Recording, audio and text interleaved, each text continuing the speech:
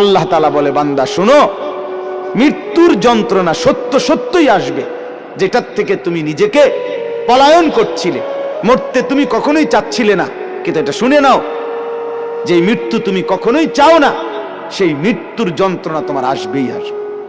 সাকরাতুল মউত, হাত্তাকে এমনকি আল্লাহর নবী সাল্লাল্লাহু আলাইহি সাল্লাম পর্যন্ত ইন্তেকালের পূর্বে নবীজি হাদিসে স্পষ্ট আছে, আম্মা জান আয়েশা বলছেন, নবীজি সাল্লাল্লাহু আলাইহি সাল্লাম একটা বাটির মধ্যে পানি দিছে, আর নিজের পবিত্র ডান হাত মোবারক দিয়ে হাত দিয়া এই বাটির পানির মধ্যে চুবাইতেছিলেন, আর কপালের ঘাম মুছতেছিলেন নবীজি, আর বলতেছিলেন, লা ইলাহা ইল্লাল্লাহ ইন্না লিল মাউতি সাকারাত। আল্লাহ, আপনি ছাড়া আর কোনো ইলাহ নাই, আহা মৃত্যুর তো বড়ই যন্ত্রণা। নবীজি বলতেছিলেন, খুদ রাসূল বলতেছে, যার কষ্ট হওয়ার কোনো কারণ নাই, শুধু আল্লাহ তাআলা দেখাচ্ছিলেন, বন্ধু আপনার উম্মতের হালাত কেমন হয়। নবীজি বলতেছিলেন, হায় মৃত্যুর তো বড় যন্ত্রণা। হযরত ফাতেমা রাদিয়াল্লাহু তাআলা আনহা, ওই হাদিসে আছে, ফাতেমা রাদিয়াল্লাহু তাআলা আনহা তখন কাঁদতেছিলেন, নবীজির মেয়ে, আর কাঁদতে কাঁদতে বলতেছিলেন, ওয়া কারাবাহ ইয়া আবাতা, আরবীয় আফসোসের বাক্য, হায় আমার আব্বা, না জানি আপনার কি কষ্ট হচ্ছে। আল্লাহর নবীর সাথে সাথে বলছে, লা ইয়া ফাতেমা, না না ফাতেমা, কষ্ট হচ্ছে না, লাইসা আলা আবিকাল কারব বাদা হাদাল ইয়াউমি আবাদা। সুবহানাল্লাহ। বললেন নবী, ফাতেমা শোনো, আজকে তোমার বাবার জিন্দেগীর কষ্ট সমাপ্ত হচ্ছে, আজকের পরে আর তোমার বাবার কোনো কষ্ট থাকবে না। 23 বছর আমি দিবানিশি মেহনত করছি, কষ্ট করছি, কাঁদছি, চোখের পানি ফেলছি, পাথরের আঘাত সয়েছি, পেটে পাথর বেঁধেছি ক্ষুধার কষ্টে, দান দান শহীদ করেছি, সারা দেহ রক্তাক্ত হয়েছে, আমার অনেক কষ্ট হয়েছে, ঠিক মতো ঘুমাই নাই, ঠিক মতো খানা খাই নাই, ঠিক মতো রাত্রিতে বিশ্রাম করি নাই, বিবিরে সময় দেই নাই, পরিবারকে সময় দেই নাই। এটা বলতে পারবে না, এবারে নবীরে ভালোবাসে, এবারে গাইল্লায় অন্য করে। আমার খুব হাসি আসে, জানে কি জবাব দিত এগুলারে, কি তো জবাব দিব, মেয়ে কি জন্য জবাব দিব? মৃত্যু তো খুব দ্রুত, আজ না হয় কাল, এবছর না হয় সে বছর, মরতে তো হবেই, আখিরাতে তো যেতেই হবে, কোনো সন্দেহ নেই। এজন্য বলতেছিলাম, আল্লাহর নবী সাল্লাল্লাহু আলাইহি ওয়াসাল্লাম বললেন যে আজকের পর থেকে তোমার বাবার আর কষ্ট থাকবে না। আমার বলার উদ্দেশ্য হলো, সাকরাতুল মাউত, মৃত্যুর যন্ত্রণা, প্রত্যেককে মৃত্যুর পূর্ব মুহূর্তে মৃত্যুর যন্ত্রণা সইতে হয়, ভীষণ যন্ত্রণা, ভীষণ ভীষণ, কিন্তু ঈমানদার সেই যন্ত্রণার মধ্যেই মজা পায়, মৃত্যুর সেই যন্ত্রণার মধ্যেই আনন্দ পায়। ঝাল তো খুব হয়েছে, কিন্তু স্বাদও তো লাগতেছে, ঠিকই না বলেন? শীতকালীন তরকারি তো ঝালও হয়েছে, বাকি শীতের ঠান্ডার মধ্যে শীত ঝাল তরকারি খাইতে মজাও তো পাচ্ছে, ঠিক এরকম মৃত্যুর যন্ত্রণা হইতেছে ঠিক, কিন্তু এই যন্ত্রণা মনে যেন চিরে ভিড়ে যাচ্ছে, কিন্তু ঈমানদারের দিল খুশি, কিছুক্ষণের মধ্যেই আমি আমার মাওলার জান্নাত দেখতে পাবো। এটা তখন তাকে সব কষ্ট ভুলায় দেয়, সব কষ্ট ভুলায়। এজন্য হাদিসে আছে, নবীজির মৃত্যুর যন্ত্রণা তো হচ্ছে মৃত্যুর সময়, আল্লাহর নবী জবানে কি বলতেছিলেন, আল্লাহুম্মা রাফিকাল আলা, আল্লাহ আমি পরম বন্ধু, শ্রেষ্ঠ বন্ধু, আপনি মাওলার সান্নিধ্যেই যেতে চাই। তার মানে যেন আল্লাহ তাআলা বুঝাইছেন, বন্ধু মরবেনও না তা আমাকে আর পাবেন কেন, মরতে তো হবেই, আসতে তো হবেই আমার কাছে।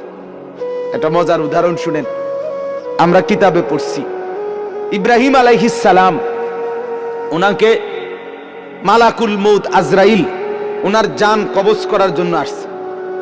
তা আসার পরে আজরাইল জি বলছে, হে আল্লাহর নবী ইব্রাহিম, আমি আসছি আপনার জান কবজ করতে, আপনি যাবেন?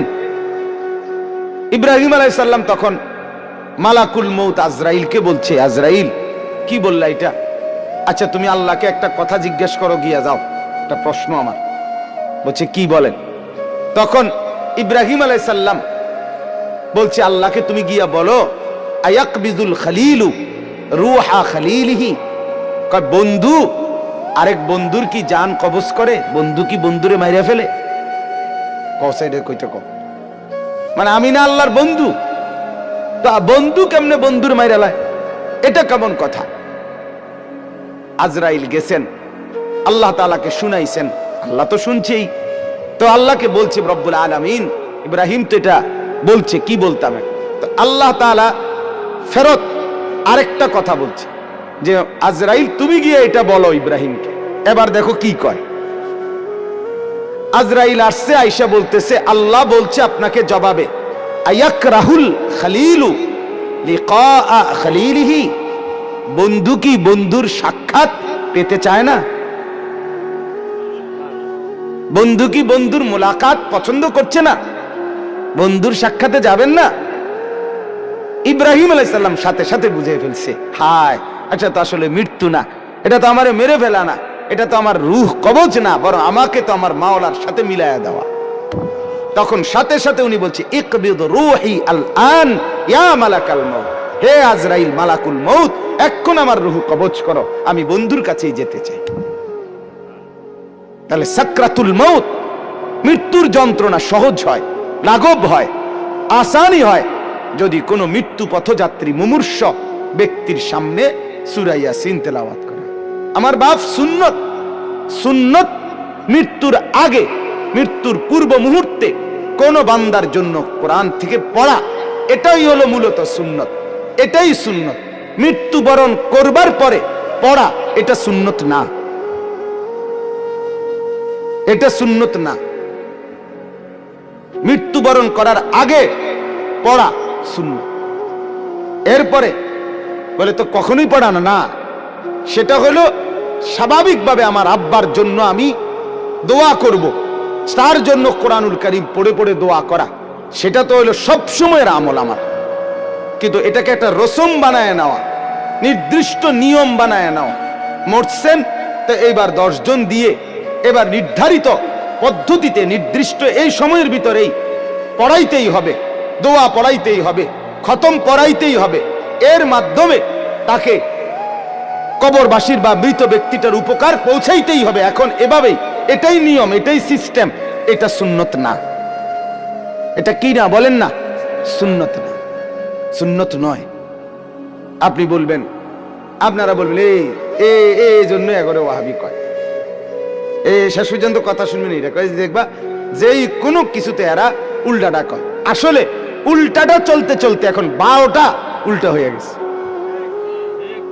12টা হয়ে গেছে উল্টা। সুন্নতটা হয়ে গেছে অপরিচিত, বেদাতটা হয়ে গেছে পরিচিত, পরিচিত।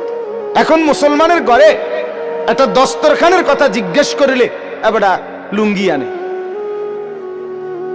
কি লুঙ্গি একটা আইনা বিছায় দেয়, গামছা বিছায়া দেয়, অথবা সাদ্দুর কয় হুজুর এটাই সারবো, সারবলে এত কথা না।